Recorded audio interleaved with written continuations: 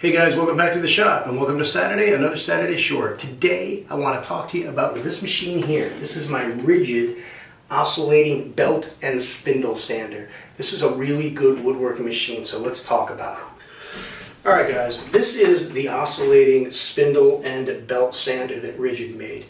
Why am I talking to you about it today? Well, it's on sale at the factory outlet, not the Ridgid factory outlet, a company called Direct Tools Factory Outlet. It is the factory outlet for the parent company that makes Ridgid tools, a company called TTI. I guess somehow owns, I know they own Milwaukee, they own Hart. I believe they lease the Ridgid name, and they have some weird thing going on with Ryobi where they make Ryobi tools, but not in all countries. So in other countries, a regular Ryobi company makes them. Here in the United States, TTI makes Ryobi tools. So it's a little weird, doesn't really matter. TTI makes this tool, and they are clearing it out right now at Direct Tools Factory Outlet. I will put a link down below to where this is at. And why is this important? Because this tool, I purchased this tool a year and a half ago for $200. That was the price, and it was going up when I got it. So I jumped and I got it right before it went to $250. Now I can't find it anywhere on Home Depot's site. I go to their site and it's there. I click on the link and it's not there. So they must be going through a process of maybe coming up with a new model of this. They're getting rid of the old ones at the outlet site. So this is the time to jump on one. It's for sale right now at the outlet site for $195, which is back down to the old regular price. Now, let's be honest. When Grizzly, Harbor Freight through Bauer now all make a knockoff of this. And that knockoff, from all of the reviews I'm seeing, the tool's okay. There's nothing wrong with it. So if you want to go with the knockoff, I can tell you the table's a little bit smaller, but it's basically the same tool. It has the belt and the spindle sanding. Personally, I would rather go with the Ridgid for the same price. Actually, the Wen at Home Depot right now is $213. So, you know, why buy a knockoff for more money than what you can get the real tool for? So I'll put a link below to Direct Tools Factory Outlet, and let me talk about the tool a little bit, because why do I like it? I think, honestly, it is the best sander for woodworking. You can see I have a 12-inch disc sander and a 1-inch belt sander over there, and I use both of those tools for my woodworking, but those tools really have metalworking. They have other things that you can do with them. To me, this is a woodworking tool. First and foremost, it's oscillating. What does oscillating mean? Not only does this belt spin, it goes up and down. Let me show you.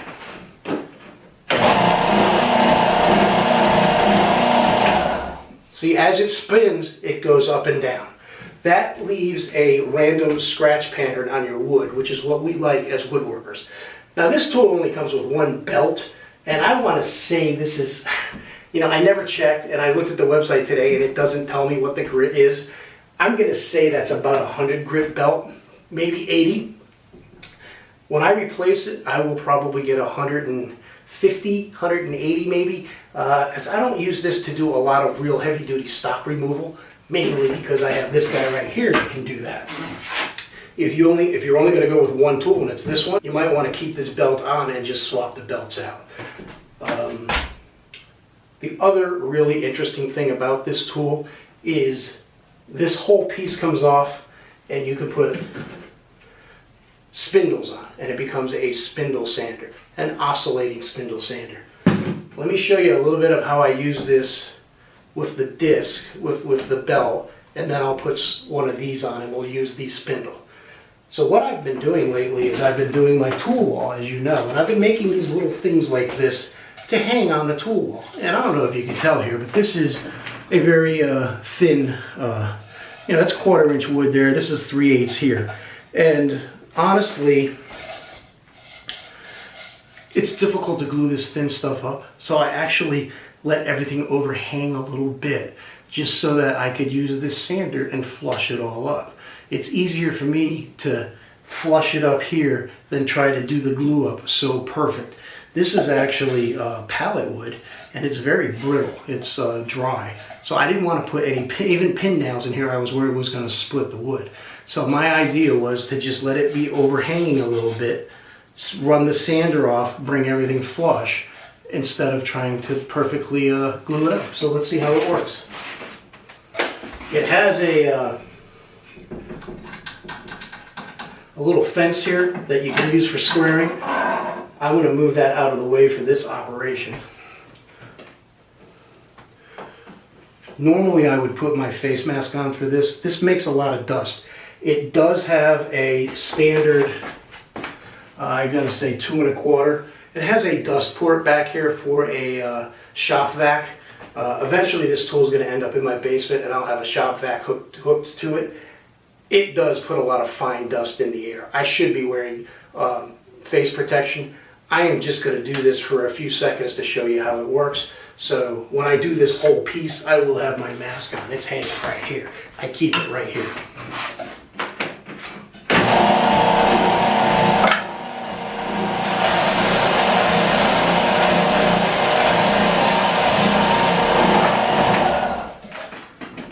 So as you can see, it flushed everything up nicely. Everything's smooth now, and I won't say that's ready for finish yet because that's a pretty coarse belt. But I'll take a random orbit sander or something and make it nice. I just got to do that to the rest of these corners and everything's good.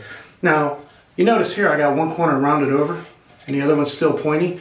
This is aggressive enough a machine to actually round over a corner and take a little bit of meat off. So let me show you that.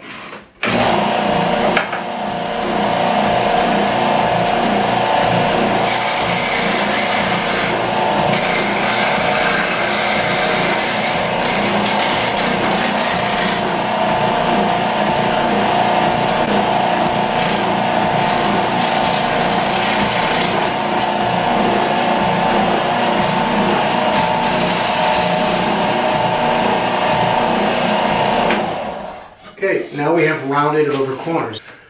Okay guys, that's the belt part of this machine. Now I want to talk about the spindle part.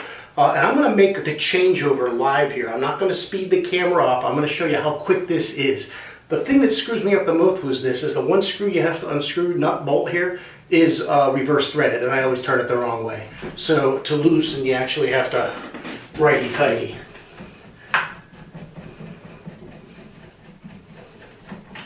Once you get the screw off, the entire unit slides off.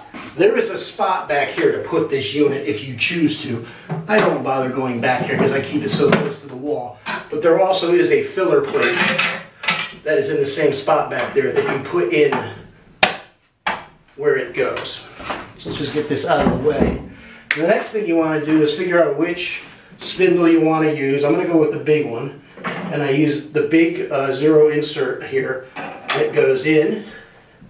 I then put the spindle and the rubber thing in. And choose a washer, the biggest one for that one, and then take the nut and put it back on. Now, the manual clearly states do not over tighten this, but I have found that you have to tighten it a little bit to get the rubber to expand. You know, this belt is still loose. Now it's a little tighter. You got to tighten it enough for the rubber to expand to hold the sleeve down, which I've just done there. And then you have an oscillating spindle sander now. And what is that for? Obviously boards like this that have a curve. You can see that curve there. We can now sand this curve.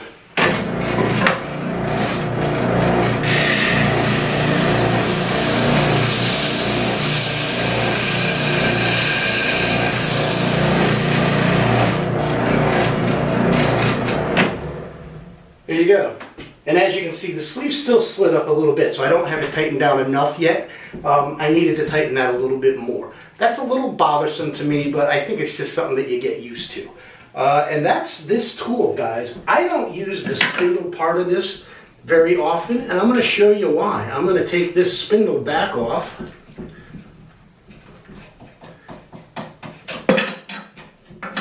It just starts right there.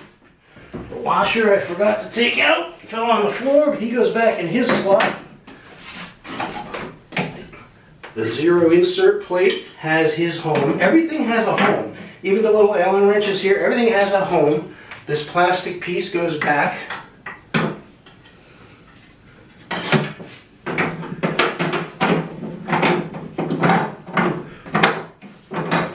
And then the belt goes back on.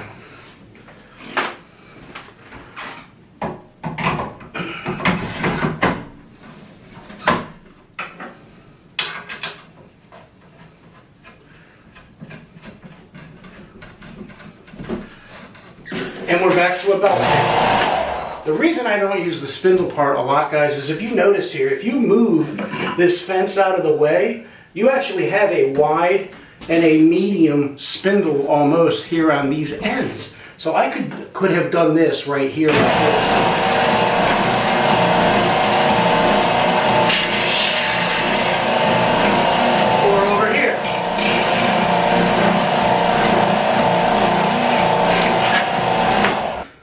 So that's this tool, guys. I think this is a very good tool for woodworking. I don't know what the prices are going to be when you go look on the links I put below. Obviously, this is an outlet shop, and the prices are changing as inventory changes for them. So I really can't dictate what the price is going to be. I posted at the beginning what I saw the price at the first time. I saw that they changed. They now have some, I use the word refurbished, but the website actually says reconditioned. I don't know, it says factory reconditioned. To me, that's refurbished. When you go look, it could be different. I do know their regular price for this machine is $229.99 or $49. So that's still less than what Home Depot sells it for. So I hope you like this video, guys. I hope you like this tool. If you do need one, I think it's something to look into. If you did like the video, please hit the like button. And as always, if you haven't subscribed, please go ahead and subscribe. And have a great day. We'll see you in the next one.